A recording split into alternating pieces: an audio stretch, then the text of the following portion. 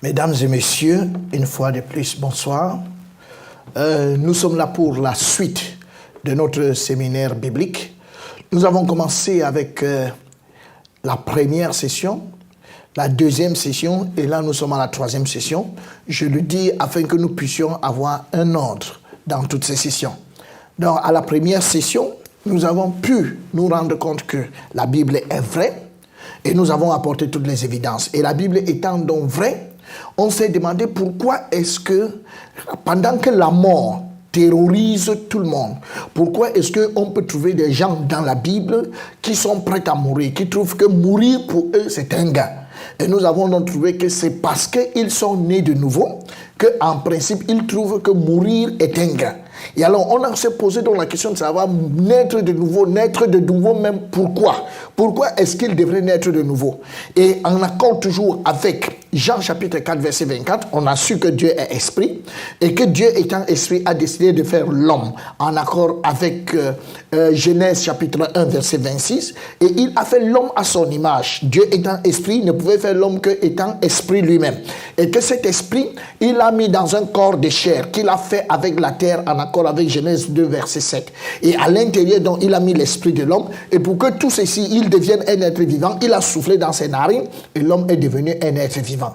Mais il a dit à l'homme, tu ne mangeras pas de l'arbre de la connaissance du bien et du mal.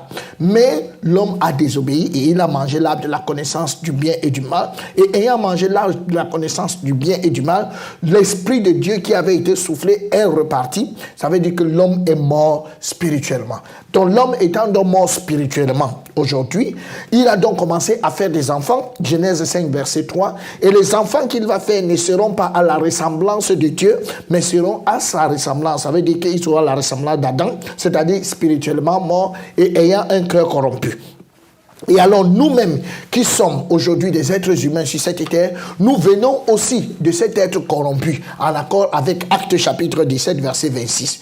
Et comme nous sommes donc des êtres spirituellement morts, arrivés étant morts, comme le dit Luc 9,60, c'est-à-dire Jésus dit laisse les morts ensevelir leurs morts, étant donc spirituellement morts, pour entrer dans le royaume de Dieu, nous avons besoin de naître de nouveau, car Dieu n'est pas le Dieu de mort, mais il est le Dieu des vivants. Bien qu'ils le disent qu'il est le Dieu d'Abraham, d'Isaac et de Jacob, ceux-là sont déjà morts, ils sont physiquement morts, mais il est le Dieu des vivants, ceux qui sont spirituellement vivants. Donc c'est pour ça que pour qu'un homme entre dans le royaume de Dieu, Jean 3,3, il faut qu'il naisse de nouveau. Et alors on s'est posé la question, toujours dans cette première session, comment un homme donc peut naître de nouveau? Et alors nous nous sommes rendus compte que pour naître de nouveau, on ne peut naître de nouveau que par la foi. Éphésiens 2 verset 8, par la foi, point. C'est par grâce que nous sommes sauvés, par le moyen. Dieu a donné le moyen, et le moyen du salut n'est autre que la foi. Point. Donc le moyen du salut n'est pas autre chose comme inviter Jésus dans son cœur, prie après moi, faire ceci ou bien faire cela. Non, ça c'est pas le moyen de la foi. Le seul moyen de la foi, c'est de donner ça, c'est pas la foi, c'est en écoutant. En accord avec 1 Corinthiens verset 21, il a plu à Dieu de sauver les croyants par la folie de la prédication. Donc quelqu'un ne peut pas dire qu'il est sauvé parce qu'il a donné sa vie à Jésus, parce qu'il a invité Jésus dans son cœur. Paul n'a jamais fait ça, Pierre n'a jamais fait ça, et tous les apôtres n'ont jamais fait ça. Aujourd'hui, on appelle les gens, on dit répète après moi, Seigneur Jésus vient dans mon cœur, fais de moi un enfant de Dieu. C'est pas biblique. Et si vous faites quelque chose qui n'est pas biblique, vous finirez certainement en enfer. Et on se dit donc, s'il faut écouter, la foi vient d'où? La foi vient de ce qu'on entend. Romains 10, 17. Et ce qu'on entend vient d'où? Ça vient de la parole de Christ ou bien de la parole de Dieu. Alors qu'est-ce qu'on doit donc effectivement entendre? On a demandé à Abraham, et Abraham nous a répondu dans Luc 16 verset 29, il faut écouter Moïse et les prophètes. On s'est dit non, nous allons demander à Jésus lui-même. Comment on peut faire pour être sauvé? Il a répondu dans Luc chapitre 24 à partir du verset 27, et il a dit que lui-même, pour expliquer qui il était, lui Jésus, il a commencé par Moïse et les prophètes aux disciples d'Emmaüs pour expliquer qui il est. Ça veut donc dire que si moi aujourd'hui je vais expliquer qui est Jésus, je dois commencer par Moïse et les prophètes. Et enfin nous avons demandé à Paul, qui est l'apôtre des païens, et l'apôtre des païens nous a confirmé dans Actes 26 verset 22 que durant tout son ministère il n'a que prêché Moïse et les prophètes aux petits et aux grands. Et c'est pour ça qu'il a invité des juifs dans Actes 28 verset 24 23, ils sont venus chez lui et dans son logis, il a commencé à expliquer le royaume de Dieu pour les persuader de ce qui concerne Jésus. Et l'entretien a duré du matin jusqu'au soir. Et c'est alors que nous avons donc dit, il était important que nous écoutions Moïse et les prophètes. Et qu'est-ce que nous allons donc écouter dans Moïse et les prophètes? Moïse et les prophètes va nous enseigner Jean 17, verset 3. Ça, c'est le rôle de Moïse et les prophètes. Nous enseigner Jean 17, verset 3. Et alors, qu'est-ce que Jean 17, verset 3 dit? Il a dit, la vie éternelle, c'est qu'ils te connaissent. Toi, le seul vrai Dieu, et celui-là que tu as envoyé, Jésus-Christ. Donc, il nous faut d'abord connaître le seul vrai Dieu, et enfin, donc, nous allons connaître Jésus. Et on s'est donc dit, oui, comment donc on peut connaître le seul vrai Dieu? Et c'est là que nous avons engagé notre deuxième session.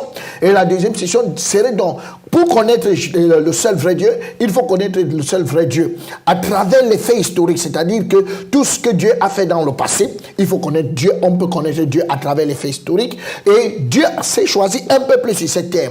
Et ce peuple, c'est Israël. Donc on ne peut connaître que Dieu au travers de Israël. Et ça, c'est ce que nous avons fait dans la session précédente. Et nous avons donc pu connaître Dieu au travers des faits historiques, à travers le jardin d'Éden, à travers l'arche de Noé qui a eu lieu pendant le déluge et à travers l'Exode. Ça, c'est ce que nous avons vu et on a compris la grandeur de Dieu. Et nous avons aussi vu Dieu dans sa relation avec le peuple d'Israël. Et là, nous avons compris que les maux et les biens viennent de Dieu. Et si quelqu'un jusqu'à présent savait que le bien vient de Dieu et le mal vient de Satan, ça veut dire que jusqu'à présent, il ne connaît pas Dieu. Donc nous avons pu voir comment Dieu, tout ce qui a de bien ou de mal, ça vient de Dieu. Et comment Dieu, parce qu'Israël ne connaissait pas que le bien et le mal viennent de Dieu. Et que eux, ils sont plutôt privilégiés. Dieu, ils cherchaient Dieu pour avoir les biens matériels, les biens physiques. Alors à cause de ça, leur mécompréhension de Dieu a entraîné qu'ils tuent le Seigneur Jésus qui est venu pourtant pour les sauver, pour amener le salut spirituel. Et à cause de ça, Dieu les a jugés. Dieu a fait venir un oiseau de proie, un homme qu'il appelle de loin, pour venir accomplir ses desseins. C'est pour ça que parmi ces hommes, on peut donc trouver il y a Hitler qui fait partie des hommes qu'il a appelés. Et nous pouvons donc voir comment est-ce que Israël a été détruit. Et quand Dieu détruit Israël, à la fin, il dit, Romains 11, verset 21, si Dieu n'a pas épargné les branches naturelles, il ne t'épargnera pas non plus. Alors, si Dieu n'a pas épargné les branches naturelles, pourquoi il ne t'épargnera pas? C'est l'objet de notre session aujourd'hui. Alors, si vous permettez, avant de commencer notre session, je vais prier. Notre Dieu et notre Père, nous te sommes infiniment reconnaissants parce que tu nous accordes ce privilège de pouvoir nous tenir devant ta face une fois de plus. Merci pour ce grand salut que tu nous as donné au travers de ton Fils Jésus-Christ. Et merci aussi parce que tu nous prends comme co-ouvriers afin que nous puissions prêcher cette parole avec toi et que plusieurs soient sauvés. Merci pour cette session. Merci pour tous ceux qui l'écoutent parce que tu accordes ton esprit afin que chacun puisse bien percevoir la parole de Dieu. Merci parce que tu me donnes également les mots pour pouvoir expliquer ta parole. Merci Seigneur pour ce moment au nom de Jésus-Christ. Amen. Pardon. Donc ce jour, avant d'entrer dans le vif du sujet, permettez-moi de faire une petite virgule en ce qui concerne la fin du monde. Vous savez, vous pouvez mourir à n'importe quel moment, comme nous l'avons vu dans la première session, mais aussi, même si vous ne mourrez pas à n'importe quel moment, c'est aussi vrai que la fin du monde peut arriver. Parce que, en principe, la fin du monde, c'est réel, parce que dans le calendrier Maya avait prévu la fin du monde pour le 21 décembre 2012. Ainsi que le calendrier aztèque, il avait prévu la fin du monde pour le 21 décembre 2012. D'autre part aussi, les prophéties de Merlin, c'est un prophète qui a vécu en Bretagne dans les temps très anciens, et lui aussi avait dit que la fin du monde est prévue pour le 21 décembre 2012. Alors, quand on voit tout ça aujourd'hui, on peut se réjouir et on peut dire que c'est bon, la fin du monde, en principe, nous sommes aujourd'hui en 2019. Ça veut donc dire que la fin du monde n'a pas eu lieu. Et comme la fin du monde n'a pas eu lieu, hurrah! Mais non, nous savons aujourd'hui, on peut trouver dans notre pays les billets de 10 000 francs. On peut trouver les billets de 5 000 francs, on peut trouver les billets de 2 000. Mais seulement, on ne peut pas voir les billets de 3 000. Et donc, pour les billets de 10 000, les billets de 5 000, les billets de 2 000, on peut trouver les faux billets de 10 000, les faux billets de 5 000, les faux billets de 2 000. Mais on ne peut pas avoir le faux billet de 3 000. Pourquoi? On n'a jamais eu le vrai billet de 3000. Donc on ne peut avoir de faux pour ce qu'il y a de vrai. On ne peut pas avoir le faux pour ce qui n'existe pas. De la même manière, si nous avons une fausse date, qui est le 21 décembre 2012, ça veut donc dire qu'il existe une vraie date. Alors, cette vraie date, c'est laquelle? Mais quand on scrute les Écritures, la Bible ne nous dit pas qu'il existe une vraie date. Parce que, en accord avec Marc chapitre 13, verset 32, la Bible dit, mais quant à ce jour-là, où à l'heure, personne n'en a connaissance, pas même les anges qui sont dans le ciel, ni même le Fils, mais le Père. Donc il n'y a que le Père qui connaît le jour. Mais le jour arrive puisqu'on a quand même des fausses dates. Mais la Bible, qu'est-ce que la Bible nous donne? La Bible nous fait seulement voir, la Bible nous parle des signes des temps de la fin. C'est-à-dire que quels seront les signes? Qu'est-ce qui va nous montrer que la fin approche? Quand vous êtes en train de traverser, vous circulez en voiture, vous voyez le feu vert, ça veut dire que continuez de circuler. Mais si vous approchez du feu vert et vous voyez que c'est déjà orange, ça veut dire que bientôt le vert va changer en rouge. Alors, pour nous qui sommes africains, généralement, on accélère pour traverser pendant que c'est orange. Mais pour tous ceux qui sont encore plus civilisés, ils freinent et ils disent, bon, mieux, on attend le rouge que le rouge passe. Mais je crois que cette attitude d'accélérer rapidement parce que bientôt ça va changer, je crois que c'est la meilleure des attitudes parce que bientôt ça va être le rouge et à partir du rouge, personne ne passe plus. Donc c'est pour ça que les disciples, en leur temps, se sont approchés de Jésus. Et la Bible dit, il s'assit sur la montagne des Oliviers. Et les disciples vinrent en particulier lui faire cette question. Dis-nous, quand cela arrivera-t-il et quel sera le signe de ton avènement et de la fin du monde? Jésus leur répondit, prenez garde que personne ne vous séduise, car plusieurs viendront sous mon nom, disant, c'est moi qui suis le Christ, et ils séduiront beaucoup de gens. La Bible dit qu'ils séduiront beaucoup de gens. Alors, ils vont venir vers nous et ils vont séduire beaucoup de gens. Et par rapport donc à cette séduction, la Bible nous dit de faire attention. Qu'est-ce qu'il y aura donc comme séduction? Qu'est-ce qui marquera donc les temps de la fin? La Bible dit que il y aura l'apparition des faux Christ. L'apparition des faux Christ marquera la fin. Plusieurs viendront en mon nom, en Matthieu 24, du verset 3 au verset 5. Plusieurs viendront sous mon nom et diront, c'est moi qui suis le Christ. Et ils séduiront beaucoup de gens. Donc, comme ce monsieur que nous avons déjà, lui, il est en Russie. Et étant en Russie, il fait beaucoup de miracles. Il a la possibilité de faire beaucoup de miracles. Partout où il passe, il fait beaucoup de miracles. Et vous pouvez voir ce prêtre qui est en train de l'adorer sous une photo. Il allume des bougies pour lui. Donc, tout ceci, ce sont des faux Christ. Et même aujourd'hui en Afrique, il y a beaucoup de personnes qui font beaucoup de miracles et qui prophétisent. Ils disent beaucoup de prophéties. Le Seigneur m'a dit, le Seigneur a fait, le Seigneur a fait, le Seigneur a fait. Ça, tout ça, ce sont des choses qui existent aujourd'hui. Mais Dieu est très clair. Ça, ce sont des choses qui existent pour amener plusieurs à être séduits. Donc, par exemple, en Corée également, nous avons 13 faux Christ et puis nous avons 13 faux dieux et pratiquement 37 faux Christ. En Afrique aussi, nous avons plusieurs qui se proclament être Dieu, comme au Bénin, nous avons une femme qui dit qui est Dieu Saint-Esprit.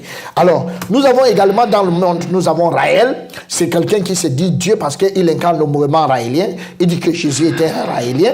Nous avons Moon, il dit qu'il incarnait le mouniste, il a fini par mourir, il est venu opérer l'œuvre de réconciliation. Nous avons Georges Roux, il s'est dit être le Christ venu sur terre. Et il est en France, il dit qu'il est le Christ de Montfavet. Tout ça, ce sont des dieux qui existent aujourd'hui. Le Père Mercure, en Belgique, il estime porter des messages divins. Nous avons Ron Hubbard en Amérique, qui est le père de la scientologie. Nous avons Begoto, qui était au Cameroun. Il se faisait passer pour Dieu. Et il avait même dit, quand on va l'enterrer, qu'on ne l'enterre pas trop en profondeur, parce que en principe, il va ressusciter, mais il n'est jamais ressuscité. Donc, tout ceci, ce sont des faux dieux qui existent. Dieu a dit, quand vous verrez tout ça, quand vous voyez un peu tous les hommes qui se proclament être Dieu et qui amènent tous ces miracles, c'est la preuve que la fin de toutes choses est proche. Nous avons également, comme signe des temps de la fin, la Bible nous parle de guerre. Vous entendrez parler de guerre et de rumeurs de guerre. Le Seigneur dit que quand vous allez entendre parler de guerre et de rumeurs de guerre, il ne faut pas être troublé par rapport à toutes ces choses parce qu'elles doivent arriver. Ça, c'est le Seigneur qui est en train de le dire et c'est pour ça que je voudrais que nous lisions Marc chapitre 24, verset 6. Et vous entendrez parler de guerre et de bruit de guerre. Gardez-vous d'être troublés, car il faut que ces choses arrivent. Mais ce ne sera pas encore la fin. Mesdames et messieurs, c'est quand même assez alarmant aujourd'hui. Dieu dit, c'est Dieu qui dit, qu'il faut que ces choses arrivent. Mais plusieurs, entre guillemets, hommes de Dieu, plusieurs pasteurs, aujourd'hui, voici leur prière. Seigneur, nous refusons que ces choses arrivent. Nous refusons ces choses au nom de Jésus. Mais Jésus dit, mesdames et messieurs, qu'il faut que ces choses arrivent. Et lui, il prie sur la terre, il ne faut pas que ces choses arrivent. Posons-nous la question, est-il serviteur de Dieu ou pas? En fait, il ne connaît pas les Écritures. Ça veut encore dire clairement qu'il ne connaît pas qui il sert. Ça veut dire plus précisément qu'il ne connaît pas la pensée de celui qu'il dit servir. Ça veut dire, en conclusion, qu'il ne connaît pas celui qu'il sert. Ça veut dire qu'il n'a pas la vie éternelle. Parce que Dieu dit, il faut que ces choses arrivent. Donc, ce qui devrait nous préoccuper aujourd'hui, ce n'est pas ce qui arrive. Oh, les guerres, les machins et tout. Ce n'est pas ça qui nous préoccupe. Mais c'est ce qui devrait nous préoccuper, c'est que si je meurs, je vais où? Donc ça veut dire que s'il y a la guerre, il y a possibilité de mourir. Et s'il y a possibilité de mourir pendant la guerre, et que la mort est pour moi un gain, donc la guerre ne serait pas aussi fataliste. Donc ça veut dire que tout le monde devrait être prêt, que si demain je meurs, où est-ce que je vais? C'est ça qui est la priorité en toute chose. Mais malheureusement, ce n'est pas la priorité de beaucoup de choses. Et si tu as déjà eu cette attitude, que à cause de ça, oh Seigneur, je refuse toutes ces choses, je bannis, je chasse les esprits de guerre, sache que tu n'es pas né de nouveau. Et tous ceux avec qui tu pries et tu fais ce genre de choses, vous n'êtes pas né de nouveau. Et c'est ça, c'est l'un des signes que la fin du monde est proche, c'est que vous entendrez parler de guerre et de bruits de guerre. Et tous ces bruits de guerre aujourd'hui, nous les avons dans le monde, ceux qui prient et ceux qui ne prient pas. Voici une portion du journal News Review aux États-Unis. Et cela nous fait savoir qu'en Russie, on a 8600 bombes atomiques. Aux États-Unis, 8000 environ. En France, nous avons 400. Nous avons 350. En Grande-Bretagne, nous avons 400. En Israël, nous avons environ 200. Ainsi de suite au Pakistan. Donc, la quantité de bombes atomiques qui est dans ce monde en ce moment est capable de détruire ce monde à 4 reprises. Donc, ça veut dire que le matériel même qui va nous tuer, qui va détruire ce monde, existe déjà dans ce monde. C'est pour ça que dans le livre de Pierre, la Bible dit qu'il a gardé ce monde pour la destruction. Il a gardé ce monde pour la destruction. Il a réservé. La terre et cette terre est réservée pour la destruction. Donc, et cette prophétie ne tardera pas à s'accomplir. Ça, cette prophétie de Zacharie 14, du verset 12. Voici la plaie dont l'Éternel frappera tous les peuples qui auront combattu contre Jérusalem. Leur chair tombera en pourriture tandis qu'ils seront sur leurs pieds. Leurs yeux tomberont en pourriture dans leurs orbites et leur langue tombera en pourriture dans leur bouche. La Bible dit que pendant que quelqu'un sera encore debout, avant qu'il ne se renverse, avant qu'il ne tombe, ses yeux auront déjà pourri, sa langue aura pourri, son corps, sa chair aura pourri, mais il est encore debout. Rien ne l'arrête. Mais il pourrit si rapidement qu'on se pose comment quelqu'un peut pourrir si rapidement. En fait, il s'agit des radiations atomiques. Les radiations atomiques, pas les radiations atomiques, Dieu nous montre que ce monde sera détruit par des radiations atomiques. Alors là, nous voyons un condamné à mort aux États-Unis. Celui-là, il était exposé aux radiations atomiques. Avant qu'il ne tombe, il est passé de l'étape 1 à l'étape 4, où sa langue a pourri, ses yeux ont pourri, sa chair a pourri, pendant qu'il était encore sur ses pieds. Donc ça, ce sont des choses qui vont arriver. La Bible nous dit donc une nation s'élèvera contre une nation, comme nous l'avons en ce moment. Depuis les attentats du 11 septembre 2001, nous pouvons donc nous rendre compte que toutes les nations s'élèvent contre d'autres nations, on ne sait plus qui combat qui. Dieu dit également que nous aurons ce qu'on appelle des famines et des tremblements de terre.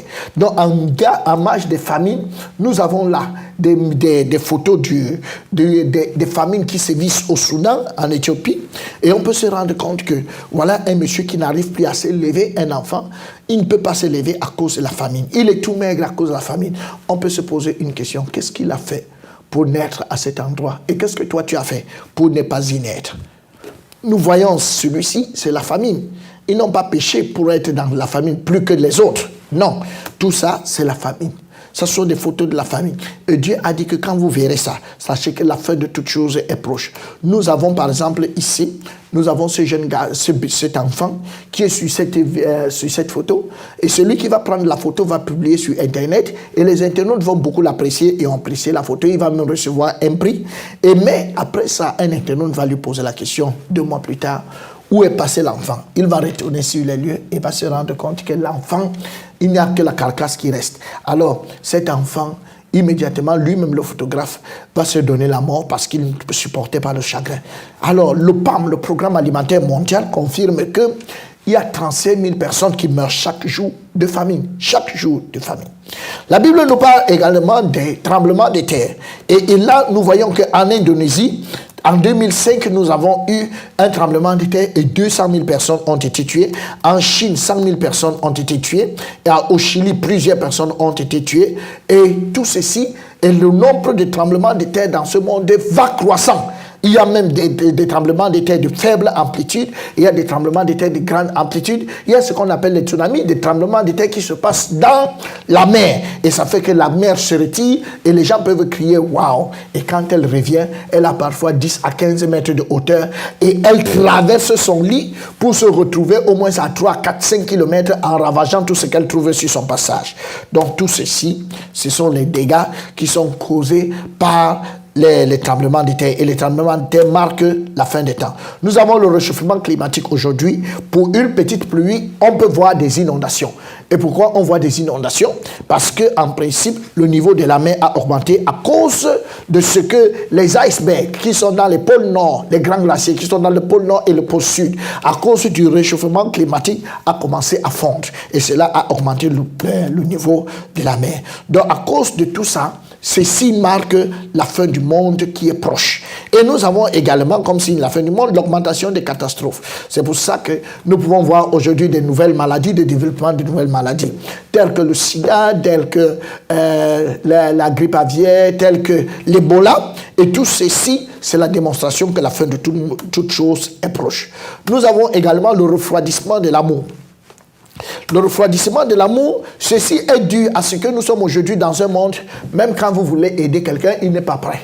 Donc, et même penser aider, ce n'est pas facile. Généralement, chez nous au Cameroun, vous pouvez vous rendre compte que lorsqu'il y a deuil chez le voisin, lorsqu'il y a deuil chez quelqu'un, le voisin, lui, il sait qu'il y a deuil, c'est l'occasion pour lui de remplir sa boutique avec beaucoup de vin parce qu'il sait que plusieurs viendront et les gens vont beaucoup boire. Donc, on enterre les gens et pendant toutes les occasions de deuil, c'est l'occasion de faire, de nourrir les gens, de donner à boire, ainsi de suite. Donc, à cause de tout ça, c'est la fin qui est proche. Aujourd'hui également, la Bible dit que cet évangile, Matthieu 24, verset 14, la Bible dit, cet évangile du royaume sera prêché en guise de témoignage dans tout le monde entier, dans toutes les nations. Cet évangile du royaume, il y a plusieurs évangiles. Évangile prospérité, évangile, bon, c'est chacun qui sait comment il donne un nom, évangile des miracles. Mais la Bible dit, cet évangile, c'est un pronom démonstratif pour démontrer que parmi les évangiles, il y aura cet évangile du royaume. En anglais, on dit this gospel of kingdom. Cet évangile du royaume sera prêché dans tout le monde. Et alors, nous voilà en train de prêcher aujourd'hui du matin jusqu'au soir l'évangile du royaume. Ça veut dire que la fin de toute chose est proche. Donc, nous avons également la Bible qui est traduite en plus de 2800 langues aujourd'hui. Nous avons également la marque de la bête. La marque de la bête 666. La Bible nous dit dans le livre d'Apocalypse, Apocalypse chapitre 13, verset 16. Et elle fit que tous, petits et grands, riches et pauvres, libres et esclaves, reçussent une marque sur leur main droite ou sur leur front. Et que personne ne put acheter ni vendre sans avoir la marque, sans avoir le nom de la bête ou le nombre de son nom. Et que c'est ici la sagesse, que celui qui a de l'intelligence calcule le nombre de la bête, car c'est un nombre d'hommes, et son nombre est 666, Apocalypse 13, verset 8. Nous savons tous que, il faut bien retenir, pendant qu'on lit ce texte d'Apocalypse 13, il faut retenir sur le front et sur la main droite. Je vous expliquerai plus tard. Donc, nous utilisons de moins en moins aujourd'hui le cash. Pourquoi ça a un peu plus de problèmes? Parce que avec le cash, tu peux être agressé, tu peux avoir des problèmes pour changer et tout ceci. Donc, et tu peux aussi avoir la fausse monnaie. C'est pour ça que beaucoup aujourd'hui planchent pour la carte de crédit. Donc maintenant, avec la carte de crédit, si tu as une carte de crédit, elle peut aussi se perdre. Et aussi, si tu as beaucoup de cartes de crédit comme ce monsieur, tu deviens très embrouillé parce que tu ne sais pas quelle est celle qui a du crédit. Donc, plusieurs ont planché pour cette smart card ou bien encore carte biométrique. Par cette smart card, à l'intérieur, tu as tout ce qui est important pour toi. Il y a l'information à propos de ton identité, il y a l'information à propos de ton compte bancaire, il y a aussi les informations à propos de ta santé. Mais ça a un problème parce qu'avec toutes ces informations, si ça se perd, ça pose un problème. Donc, ce qui fait que ce qui devrait être vraiment mieux, ça devrait être le barcode. Parce que le barcode, au moins, lui, il devrait être stable. Mais seulement, on ne va pas te mettre le barcode sur le front. Ça va quand même être laid, ça va quand même être terrible. Bon, c'est pour ça que la société Verichip aux États-Unis a mis en place cette petite puce. Cette petite puce, elle a à l'intérieur une batterie. Et cette puce a aussi ton identité, a aussi tout ce qui est nécessaire en ce qui concerne ta santé, a aussi tout ce qui est nécessaire en ce qui concerne ton compte. Donc avec cette puce, tu as tout ce qui est nécessaire et on introduit cette puce dans ton corps à l'aide d'une seringue. Donc dès qu'on la met à l'aide d'une seringue, tu peux vivre aisément, tu n'as plus besoin d'argent. Et il y a plusieurs boutiques aujourd'hui aux États-Unis où on est capable d'y aller et tu peux y aller sans avoir besoin de rien. En face de la boutique, il n'y a pas de portier. Donc dès que tu arrives, tu rentres et tout ce que tu ramasses est totalement débité de ton compte. Mais le problème avec cette puce, c'est que quand ils l'ont faite, ils se sont rendus compte que quand elle est insérée en un homme, après un an, la batterie qui est à l'intérieur se décharge. Il faut faire une petite chirurgie pour la retirer afin de la recharger. Donc ça veut dire qu'en 10 ans, tu dois avoir 10 petites chirurgies. Donc là, c'était quand même assez embêtant. C'est la raison pour laquelle les scientifiques ont continué de réfléchir et ils se sont rendus compte que cette puce, dans le corps humain, il y a 2 endroits où on est capable de mettre cette puce et elle va se recharger elle-même. Ce sont les endroits où quand on te soigne pour savoir si on a la fièvre, donc c'est sur le front ou bien sur la main droite. Donc si on est capable de mettre la puce, la Bible dit que les scientifiques ont trouvé qu'elle se recharge elle-même. Pourquoi sur le front et pourquoi sur la main droite? Ça veut dire, mesdames et messieurs, que petit à petit, nous sommes en train d'arriver à la fin des temps. La fin de toutes choses est proche. La fin du monde est proche. La fin de ces temps-ci est proche. Et il vaut mieux que celui qui écoute la parole en ce moment réfléchisse très bien. L'un des derniers signes que nous avons aujourd'hui, c'est la restauration d'Israël. Nous avons vu dans la dernière session que Israël a été complètement détruit. Mais Israël étant complètement détruit, Dieu a décidé de restaurer Israël. Et voici la prophétie qu'il va donner dans Matthieu 24 à partir du verset 32. Instruisez-vous par une comparaison tirée du figuier. Dès que ses branches deviennent tendres et que les feuilles poussent, vous connaissez que l'été est proche. Quand vous voyez le mot figuier dans la Bible, ce n'est autre que Israël. Et quand on dit que ces branches deviennent tendres et que les feuilles poussent, quand on voit des branches tendres quelque part, des petits bourgeons sur un arbre, on sait que cet arbre est en train de fleurir, de revenir à la vie. Donc ici, l'explication des branches tendres et des feuilles qui poussent, c'est la prospérité. Donc vous connaissez que l'été est proche. L'été, c'est le retour du Seigneur pour l'enlèvement. Alors, on peut donc dire, lorsque vous allez voir la prospérité d'Israël, sachez que l'été est proche, donc le retour du Seigneur est proche. Et Dieu nous confirme que, je vous dis, cette génération ne passera point que tout cela n'arrive. Cette génération qui a vu Israël prospérer ne passera point sans que toutes ces choses n'arrivent. Alors, c'est la raison pour laquelle on peut donc bien observer que l'État d'Israël qui avait été détruit par Dieu et dont l'apogée de la destruction était lors de la Deuxième Guerre mondiale qui est partie de 1941 à 1945 et 46 par là, et Israël était complètement détruit et dispersé, et qui avait été dispersé depuis l'an 70, c'est-à-dire que depuis l'empereur Titus, depuis le général Titus, depuis l'an 70 jusqu'à 1945, Israël avait été dispersé dans tout le monde entier et détruit ça et là. Et l'apogée de la destruction était lors de la Deuxième Guerre mondiale. On se rend compte qu'en 1948, le 14 mai plus précisément, le premier ministre Ben Gurion va annoncer la naissance de l'État d'Israël, l'indépendance de l'État d'Israël, le 14 mai 1948. Et nous allons, ça va apparaître dans le state, des Palestiniens post. Cela va apparaître et on va dire l'État d'Israël est né. Or, Ésaïe avait déjà posé la question de savoir, est-ce qu'un État peut naître en un seul jour? Et est-ce qu'un État peut naître en un seul jour? Aujourd'hui, nous répondons oui, un État peut naître en un seul jour. Oui, l'État d'Israël est né en un seul jour. Et quand l'État d'Israël est né, immédiatement, tous les Juifs qui étaient dispersés dans le monde sont rentrés. Et c'est ce que Ésaïe avait vu dans une vision, que qui sont ceux-là, Ésaïe 60, verset 8, qui sont ceux-là qui volent comme des nuées, comme des colombes vers leur colombier. C'est qui? En fait, c'était les Juifs qui rentraient chez eux. Ils sont rentrés par avion cargo, ils sont rentrés par bateau, ils sont rentrés même à pied, ils sont rentrés de toutes les manières. Ils sont partis de toutes les nations, d'Europe, d'Asie, d'Amérique, d'Afrique et d'Australie. Ils sont rentrés tous chez eux. Et quand ils sont rentrés, ils ont commencé la reconstruction de leur pays. Quand ils vont dans leur pays qui était aride, comme nous pouvons voir, la terre, et Dieu avait déjà dit par Ézéchiel que la terre dévastée sera cultivée, tandis qu'elle était déserte aux yeux de tous les passants. Donc les photos au même endroit. Aujourd'hui, Israël est devenu pratiquement un jardin vert. Donc, à cet endroit où on pouvait trouver une ville qui est complètement dévastée, la Bible dit, et l'on dira, cette terre dévastée est devenue comme un jardin d'Éden. Et ces villes ruinées, désertes et abattues sont fortifiées.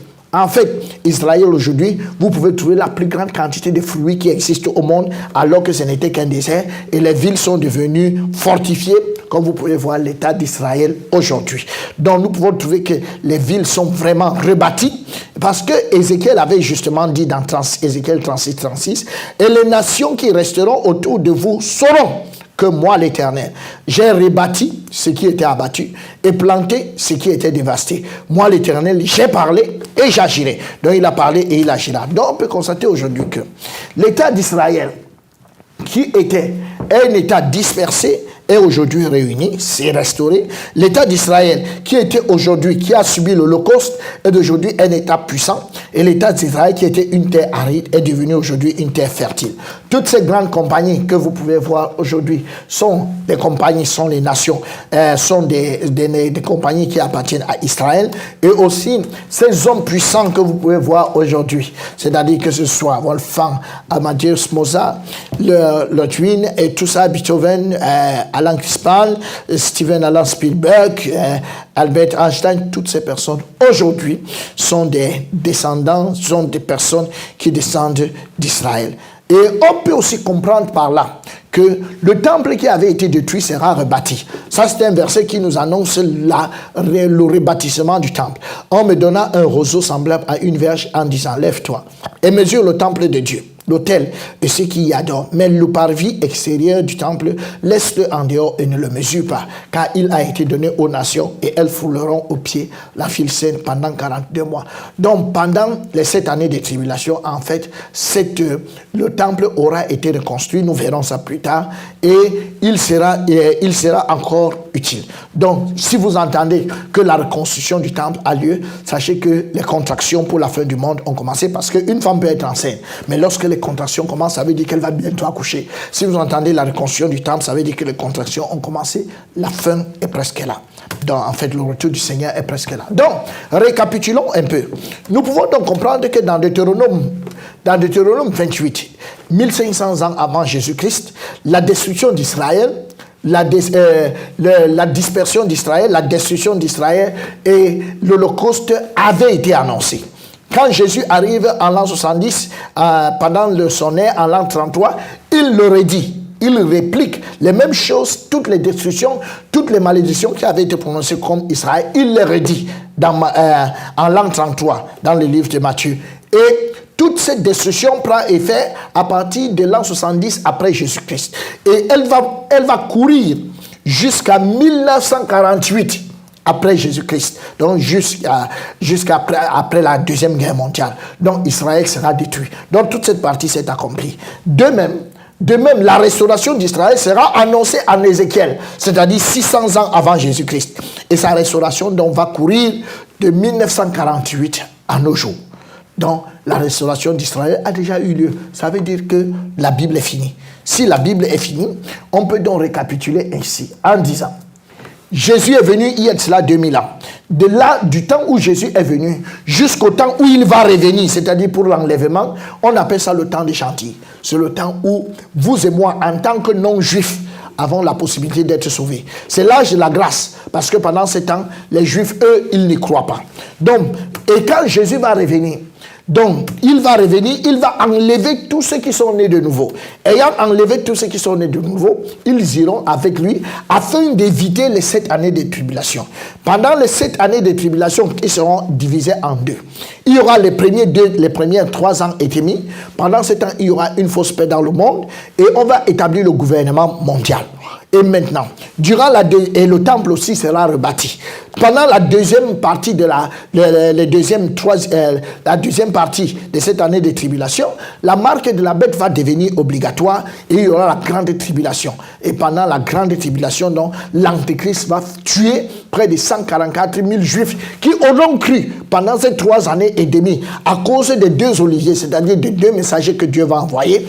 Ils vont prêcher et 144 000 Juifs seront sauvés. Et les 144 000 Juifs qui seront sauvés seront immédiatement tués par l'Antéchrist. Pour le reste de l'humanité, il y aura 2 options. Accepter la marque pour vivre ou alors accepter la mort. Alors dès que vous acceptez la mort, vous êtes mort et vous allez vous ressusciter uniquement pour le jugement. Lorsque vous acceptez la marque, vous êtes condamné. Mais en même temps, il y aura un tiers des Juifs qui ne va pas accepter la marque de la bête et qui ne va non plus mourir. Ils vont se réfugier dans les montagnes. Et c'est à cause de ce tiers des Juifs que Jésus va raccourcir sa durée. C'est-à-dire, c'est pour ça que Jésus va venir un peu plus tôt. Et quand il va venir plus tôt, ce sera afin que ce tiers des Juifs ne périssent pas. Et tout cela, avec le reste de ceux de la guerre d'Armageddon, tous ceux qui seront vivants, ils vont donc entrer dans le millénium. Et c'est à ce moment que Jésus va revenir avec tous ceux qui ont été enlevés, tous les sauvés, et nous allons donc entrer dans ce qu'on appelle le millénium, et ce sera le règne de 1000 ans. Tout ça est à venir, mais ce qui est le plus important, c'est que pour nous, ce qui est le plus important, c'est qu'il faut d'abord être enlevé. Pourquoi? La Bible dit dans 1 Thessaloniciens chapitre 4, verset 16, « Car le Seigneur lui-même a un signal donné à la voix d'un archange et au son de la trompette de Dieu, descendra du ciel. Et les morts en Christ ressusciteront premièrement. Ensuite, nous les vivants, qui serons restés et nous serons tous ensemble enlevés avec eux sur des nuées, à la rencontre du Seigneur dans les airs. Et ainsi, nous serons toujours avec le Seigneur. » Alors, si au son de la trompette, la Bible dit très bien qu'il y aura une dernière trompette qui sera sonnée. En un instant, en un clin d'œil à la dernière trompette. Mesdames et messieurs, je voudrais bien te poser la question. Si on parle de la dernière trompette, ça veut dire qu'il y a eu une première trompette.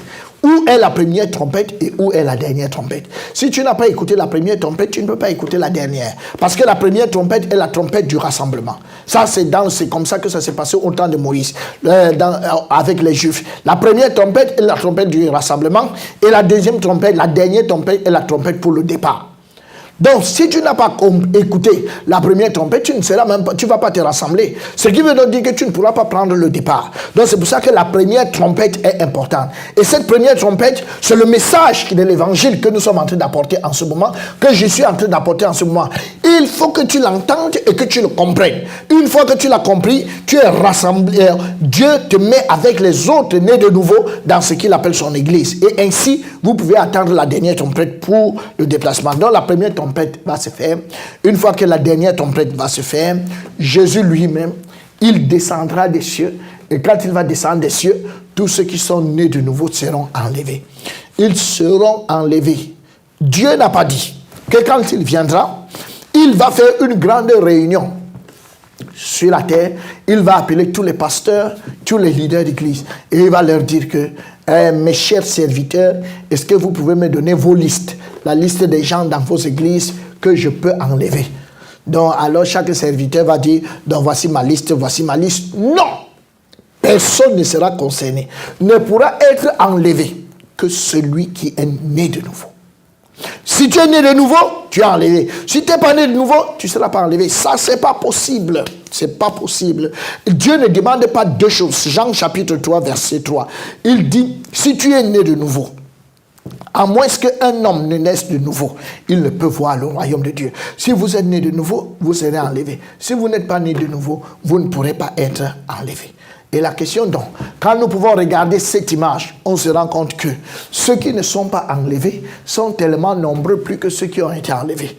Alors, ce que je vous disais, le sujet de cette session, je vous en avais parlé, le sujet de cette session, c'est de savoir aujourd'hui pourquoi certains ne seront pas enlevés. C'est-à-dire, Dieu a dit, si je n'ai pas épargné les branches naturelles, je ne t'épargnerai pas non plus. Alors, pourquoi certains ne seront pas enlevés? Pourquoi est-ce que tel sera enlevé et pourquoi tel autre ne sera pas enlevé? Ça a été le sujet. Il fallait quand même que je parle de la fin du temps. Pourquoi? Alors, on peut se poser la question immédiatement. Pourquoi Dieu a fait le jardin d'Éden et que Dieu l'a détruit à nouveau? Pourquoi Dieu a chassé Adam et Ève du jardin d'Éden? Pourquoi Dieu a-t-il détruit la terre avec le déluge? Pourquoi il a détruit le peuple d'Israël? Tout ça là, pourquoi? Pourquoi il a fait tout ça? Tout ça, c'est à cause d'une seule chose, à cause du péché. Alors, la question qu'on se pose d'entrée de jeu, c'est de savoir d'où vient le péché? Quelle est l'origine du péché? Et l'origine du péché, nous l'avons déjà vu la dernière fois, d'où vient le péché. Et il est important de bien comprendre d'où vient le péché. Alors, d'où vient le péché? Ou bien alors comment Dieu, lui, il voit le péché? Pourquoi il va amener certaines personnes en enfer? Jean chapitre 4, verset 24 nous dit clairement, et il faut que ceux qui l'adorent, l'adorent en esprit et en vérité, car Dieu est esprit. Dieu est esprit. C'est la nature de Dieu. Dieu est esprit.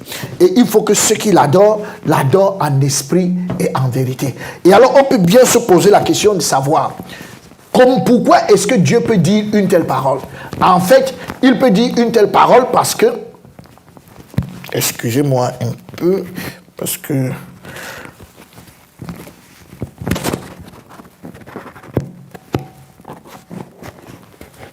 voilà. Il peut dire cette parole, en réalité, parce que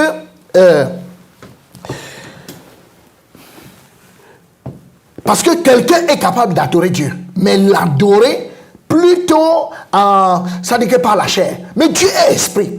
Il insiste que s'il faut l'adorer, il faut l'adorer en esprit et en vérité. Regardons un peu ceci et nous allons mieux comprendre le contexte. Genèse 1, verset 26 nous dit, puis Dieu dit, faisons l'homme à notre image, selon notre ressemblance, et qu'il domine sur les poissons de la mer, sur les oiseaux du ciel, sur le bétail, et sur toute la terre, sur toute la terre, et sur tous les reptiles qui rampent sur la terre. Dieu dit, faisons l'homme à notre image. Oh, Dieu est esprit. Ça veut donc dire que s'il doit faire l'homme, l'homme sera également esprit. Et il fait donc l'homme esprit. Dès qu'il a fait l'homme esprit, il décide donc que cet homme qu'il a fait esprit, mettons, je l'avais déjà dit dans la première session, j'ai monté cette image afin que nous puissions le comprendre. Admettons que ce squelette, c'est l'esprit. Nous savons tous que l'esprit est invisible. Mais ça, c'est pour comprendre. Cet esprit, donc, doit pouvoir régner. Cet esprit doit pouvoir régner sur toute la terre, doit pouvoir régner sur les animaux. Or, les animaux ne sont pas spirituels. Les animaux, donc, n'étant pas spirituels, comme les animaux ne sont donc pas spirituels, immédiatement, eux, ils ne peuvent pas comprendre ce que l'esprit peut leur dire. C'est la raison pour laquelle Dieu décide donc de prendre cet esprit et de mettre cet esprit dans la chair. Quand il met cet esprit dans la chair, nous pouvons donc avoir Genèse 2, verset 7 qui nous dit, l'Éternel Dieu forma l'homme de la poussière de la terre, et il souffla dans ses narines un souffle de vie, et l'homme devint un être vivant. Donc, l'homme va devenir un être vivant. Avec, mettons l'image, alors, il fait l'homme avec la poussière de la terre, et il met dans l'esprit qu'il a fait. Parce que, en fait, le vrai homme, c'est l'esprit. Le vrai homme, c'est pas la chair. Donc maintenant, il souffle dans ses narines, il met le souffle, il met son souffle. Et imaginez, ce n'est pas la première fois que Dieu souffle. Même Jésus, quand il est venu, il a soufflé son esprit sur les disciples. Donc, ce n'était pas la première fois. Donc, il va donc souffler sur il va souffler, il va mettre son esprit en l'homme et l'homme va devenir un être vivant. Donc, voici l'homme. Il va être vivant. J'ai monté ça pour vous. Alors, étant donc vivant, on se rend donc compte que voilà l'homme dans le jardin d'Éden. Il est vivant spirituellement et son esprit est en communion avec l'esprit de Dieu. C'est pour ça qu'étant en communion, nous l'avons déjà dit, Dieu ne l'a jamais appelé. Dieu ne lui a pas dit, oh Adam, c'est comment? Non, non, Dieu ne l'a jamais appelé. Dieu ne l'appelle pas parce qu'ils sont en communion. On n'appelle pas quelqu'un qui est à côté de nous. Donc, si toi, on t'a appelé après que tu as été chrétien, ça veut dire que tu étais loin. Et en même temps, nous avons l'autre caractéristique dans le jardin d'Éden, c'est que le cœur d'Adam est complètement pur. Le cœur d'Adam est pur et son esprit est vivant. Donc, il y a ces deux attributs. L'esprit d'Adam est vivant avant le péché et son cœur est pur avant le péché. Normalement, il aurait dû faire des enfants en ce moment. Donc, mais pour mettre une image plus claire, on va donc voir que Dieu va lui dire dans Genèse chapitre 2 verset 17. Dieu va lui dire, mais tu ne mangeras pas de l'arbre de la connaissance du bien et du mal, car le jour où tu en mangeras, tu mourras. Et alors, on peut bien se poser la question, est-ce que Adam a mangé, oui ou non? On se rend compte qu'en réalité, Adam a mangé. Oui, effectivement, il a mangé. Est-ce qu'il est donc mort? Oui, il n'est pas mort physiquement, mais il est mort spirituellement. Donc, Adam va manger le fruit, et quand il mange le fruit, son cœur qui était pur va être corrompu, et son esprit, et l'esprit de Dieu qui était là va s'en aller, et il va mourir spirituellement. Donc, deux choses vont se produire en Adam. Après avoir mangé le fruit, il va mourir spirituellement et son cœur sera corrompu. Mes chers amis, si vous ne comprenez pas que c'est ici l'origine du péché, vous ne pouvez pas résoudre un problème que vous ne connaissez pas. Il faut d'abord comprendre où se trouve le problème avant de le résoudre. Plusieurs veulent résoudre un problème qu'ils ne connaissent pas. Non, il faut comprendre le problème à la base. Il faut comprendre le problème à la base. Si quelqu'un est spirituellement mort comme celui-ci, avec un cœur corrompu, il est spirituellement mort. Ça veut dire qu'il ne peut plus communiquer avec Dieu. Il ne peut plus rien faire par rapport à ça. Donc pour son salut, un mort ne peut rien faire pour revenir à la vie. Non, un mort ne peut absolument rien faire. Tout ce qu'il peut faire, c'est mourir. Donc, il faut comprendre que Dieu, à cause de la mort spirituelle, il est important que nous puissions comprendre que après la mort spirituelle, après cette mort spirituelle, Dieu va donc commencer, Adam va donc commencer à faire les enfants. Genèse chapitre 5, verset 3. Adam, âgé de 130 ans, engendra un fils à sa ressemblance, selon son image, et il lui donna le nom de Seth. Donc, il va avoir un enfant à sa ressemblance. Si l'enfant sera à sa ressemblance, ça veut dire quoi concrètement? Ça veut dire que l'enfant sera spirituellement mort et aura un cœur corrompu. L'enfant ne sera pas à la ressemblance de Dieu. Non, il sera à la ressemblance d'Adam. Donc, après, donc, il sera à la ressemblance d'Adam. C'est pour ça que la Bible nous dit, dans Romains chapitre 5, verset 14, la Bible nous dit ceci. Comme, cependant, la mort a régné depuis Adam jusqu'à Moïse, même sur ceux qui n'avaient pas péché par une transgression semblable à celle d'Adam. Semblable à celle d'Adam, lequel est la figure de celui qui devait venir. Donc la Bible nous dit que, en fait, la mort a régné. Quand on dit que quelqu'un règne, il ne vous demande pas. La mort règne. Ça veut dire que quand tu viens dans ce monde, la mort règne sur toi. Quelle mort? La mort spirituelle.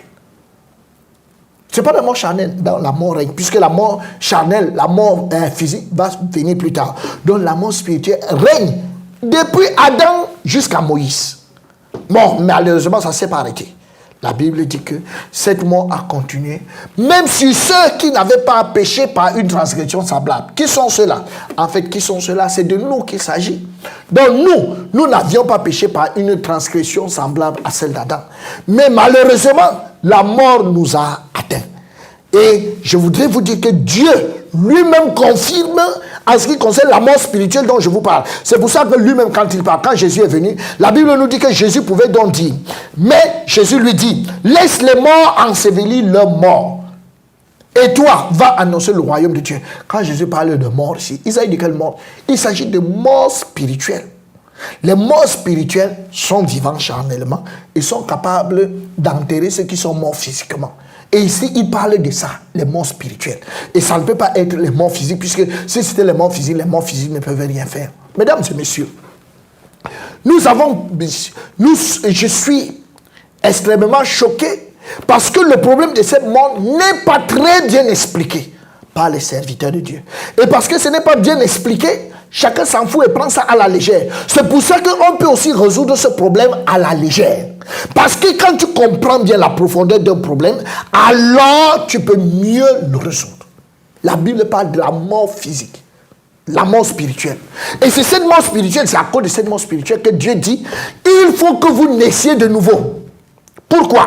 Parce que pour nous, en ce qui nous concerne, en ce qui concerne les humains, nous qui sommes aujourd'hui des humains, ce qu'il y a lieu de comprendre tout de suite, c'est que à cause de cette mort spirituelle, Dieu nous voit. Dieu voit tous les hommes comme étant des morts spirituels.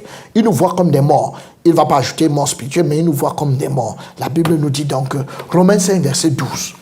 C'est pourquoi, comme par un seul homme, le péché est entré dans le monde, et par le péché, la mort, et qu'ainsi la mort s'est étendue sur tous les hommes.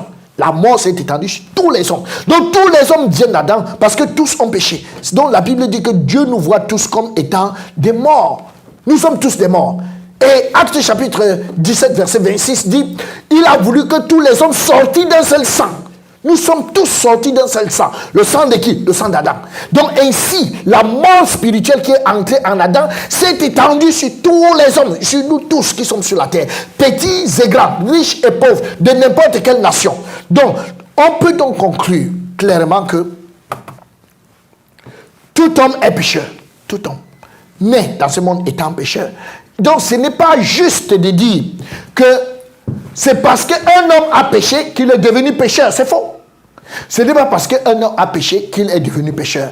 Non, ce n'est pas parce qu'un manguier a porté les mangues qu'il est devenu un manguier. C'est ça qu'on a tendance à voir aujourd'hui. Non, c'est plutôt parce que nous sommes des pécheurs que nous commettons des péchés. Parfois on dit, oh parce que cet homme-là, vraiment, on est désolé parce que c'était vraiment un bon pasteur, bon, c'était un homme bien, mais aujourd'hui, il est tombé dans le péché, il est devenu un pécheur d'élite. Non, ça c'est faux. C'est parce qu'on est pécheur qu'on commet les péchés. C'est parce que nous sommes pécheurs que nous commettons tout genre de péchés. Donc depuis Adam, tous les hommes sont pécheurs. C'est pour ça que Psaume 51, verset 5, nous dit, voici, je suis né dans l'iniquité et ma mère m'a conçu dans le péché. Donc ton premier péché même, c'est la conception. Donc dès que tu as été conçu, à l'instant où tu es conçu, tu es directement devenu un pécheur. À l'instant. À l'instant de la conception, on est devenu pécheur. Tous. Et la Bible dit, voici, je suis né dans l'iniquité. On est né dans l'iniquité. Mais, bon, peut-être on pourrait parler de la naissance. Mais il va plus loin et il dit, et ma mère m'a conçu dans le péché. C'est pas qu'elle l'a conçu dans l'adultère. Non, tu as été conçu dans le péché. Pour mieux voir ça, Psaume 58, verset 3, nous dit, les méchants sont pervertis dès le sein maternel.